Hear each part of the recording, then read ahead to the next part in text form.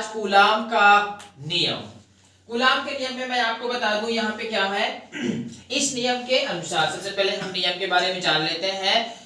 Coulomb का नियम क्या कहता है, किन्हीं भी दो बिंदु आवेशों के बीच लगने वाला आकर्षण या प्रतिकर्षण बल बल का जो मान होता है दो कारकों पर निर्भर करता है। किस प्रकार से देख लेते हैं। सबसे पहले हम इसका चित्र बना लेते हैं। आपके पास ये दो बिंदु आवेश है, इसका परिमाण हम दे देते हैं। पहले वाले का Q1, दूसरे वाले का Q2। ये दो बिंदु आवेश हो गए। इन दोनों के बीच की दूरी हम शो कर देते हैं।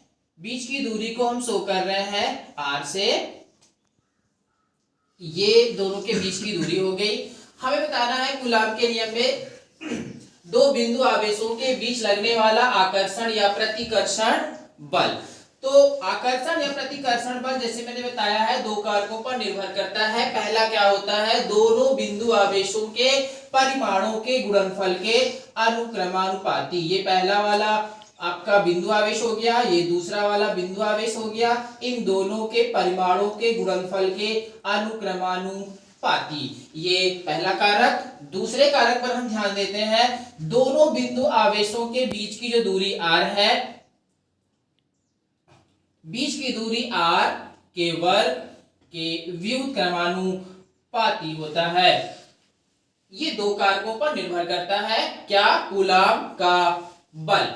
अब हम इन दोनों को क्या करते हैं, मिला देते हैं। मिलाने पर हमें क्या प्राप्त होगा, Q1 Q2 अपॉन R²। अनुक्रमानुपाती हटा के हम यहाँ पे बराबर लगाएंगे तो एक नेतांक आ जाएगा K Q1 Q2 upon R²। ये है आपका कूलाम का नियम। अब इस कूलाम के नियम को हम विभिन्न पद्धतियों में देखते हैं क्या मान प्राप्त होता है। तो यहाँ पे सबसे पहले लेते हैं SI सिस्टम में क्या प्राप्त होता है।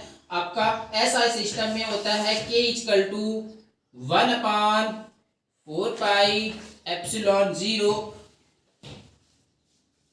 इसे समीकरण 1 बना लेते हैं। समीकरण 1 में देखिएगा K = मान रखने के बाद 1/4πε0 Q1 Q2 अपॉन R²।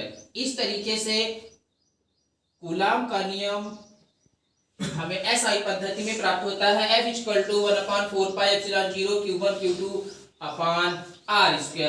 इसी तरीके से हम दूसरे सिस्टम में जा सकते हैं CGS पद्धति में देख लेते हैं क्या प्राप्त होता है आपको। K = होता है 1। इस प्रकार से आपको प्राप्त हो जाएगा F = Q1 Q2 upon R²। और CGS पद्धति में इसका मात्रक हो जाएगा डायन। तो इस प्रकार से हम कूलाम के नियम को फाइंड आउट कर सकते हैं। धन्यवाद।